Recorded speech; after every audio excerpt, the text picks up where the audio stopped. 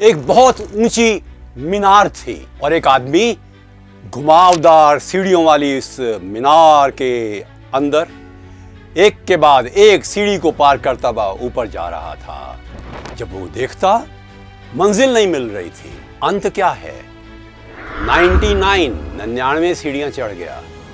सोचा मुझे मंजिल नहीं मिलेगी, वापस आ गया। जो ही नीचे आया सफलता की देवी प्रकट हुई और उसने कहा, अरे मेरे बालक, मैं 100वीं सीढ़ी पर खड़ी हुई थी, तुम्हारे लिए इंतजार कर रही थी, अपने हाथ में हार लिए हुए तुम्हारे लिए। तुम हार गए और मेरा हार भी बेकार गया। बच्चे, मैं एक बात कहना चाहती हूं, सफलता की उस देवी ने कहा, डटे रहो, never quit, never never never give up. और वो अंदर ध्यान हो गई। आज का वीडियो इसी बात पर है, डटे रहने पर। हम लोग कुछ काम शुरू करते हैं, बीच में छोड़ देते हैं। परीक्षा में बैठते हैं, एक के बाद एक मान लो असफलता मिली, अपने प्रयत्न करना बंद कर देते हैं। मकान अधूरे पड़े रहते हैं। किताबें लिखते हुए ऑथर्स या लेखक उसको बीच में ही छोड़ देते हैं। नई कला सीखने वाले लोग, चाहे संगीत की हो चाहे वो स्पोर्ट्स की हो, बीच में छोड़ करके दूर चले जाते हैं। ये नहीं होना चाहिए। जिस काम को हाथ में लें उसको पूरा करना चाहिए। ऐसा होता क्यों है? हमारी इच्छा शक्ति की कमी, आत्मविश्वास की कमी, साधनों की कमी, भविष्य की सफलता का एक रूप नहीं सामने आता। कई लोग हमें हतोत्साहित करते हैं, कहते हैं नहीं तुम नहीं कर सकोगे, और हम अपने काम को बीच में ही छोड़ देते हैं। लक्ष्य की पूर्ति के बिना ही हम हार जाते हैं।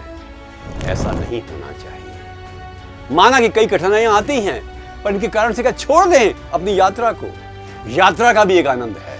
मेरा निवेदन है कि हम सोचें कि उस यात्रा की पूर्ति के बाद क्या लाभ मिलेंगे। पिछले अच्छे अनुभवों के बारे में सोचें, अपनी शक्तियों के बारे में सोचें, आत्मविश्वास पैदा करें, अच्छे साथियों के प्रेरणापूर्ण उपदेशों और संदेशों को हम अपने हृदय में आत्मसात करें। ईश्वर की शक्ति जो हमें मिल सकती है, हम उसका पूरा उपयोग करके आगे बढ़ते चले जाएं। थॉमस अल्वा एडिसन ने 50,000 प्रयोगों के बाद ड्राई सेल बैटरी का आविष्कार किया। दूसरी ओर जगदीश चंद्र बसु यदि थोड़ा सा और अपने आप को तैयार करके अपने स्वयं के रेडियो टेलीग्राफी के अन्वेषण को और अधिक प्रचारित कर लेते तो नोबेल प्राइज उनको मिलता। मार्कोनी ने उनके ही रिसर्च को यूज करके बिना उनको क्रेडिट दिए हुए और नोबेल प्राइज प्राप्त कर लिया। अटल बिहारी वाजपेयी जब एक पहली बार स्कूल में डिबेट में असफल हो गए, रोते हुए आए। मां ने कहा शीशे के सामने खड़ा होके अभ्यास कर, और वो महान वक्ता बने। फ्लोरेंस नाइटिंगेल बीमार हो गई क्रीमिया के युद्ध के बाद, बिस्तर पर पड़ी रही, नर्सिंग को प्रोफेशन बनाना चाहती थी। कितनी तकलीफें आई उसको आप सोच नहीं सकते, पर वो बिस्तर पर लेटे लेटे भी उसने नर्सिंग प्रोफेशन को जन्म दिया। फ्लोरेंस नाइटिंगेल जैसे लोग हमारे लिए प्रेरणा बनते हैं। पर्लस बक की पुस्तक द गुड अर्थ 14 प्रकाशकों ने वापस की, परंतु वो डटी रही और 15 प्रकाशक ने छापी और उसको नोबेल प्राइज मिला। जब साहित्य का कमेटी ने कहा this is her best creation, सबसे अच्छी उसकी ये पुस्तक है। जोनाथन लिविंगस्टन सीगल 19 बार प्रकाशकों ने वापस की और तब वो छपी। Decline and fall of Roman Empire Edward Gibbon ने 37 साल में कंप्लीट की।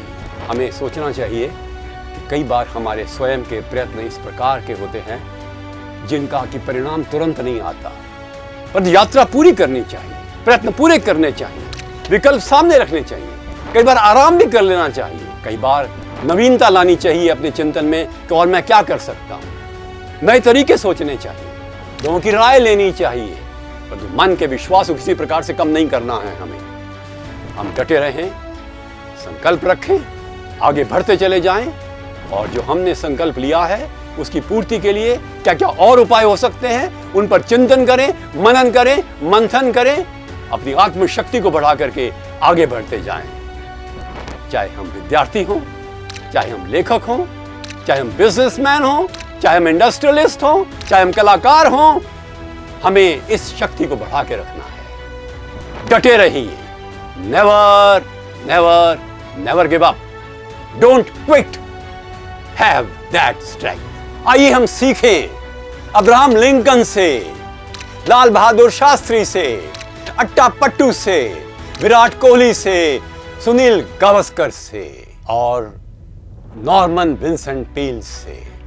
हम बने टफ माइंडेड ऑप्टिमिस्ट, शक्तिशाली आशावादी व्यक्ति।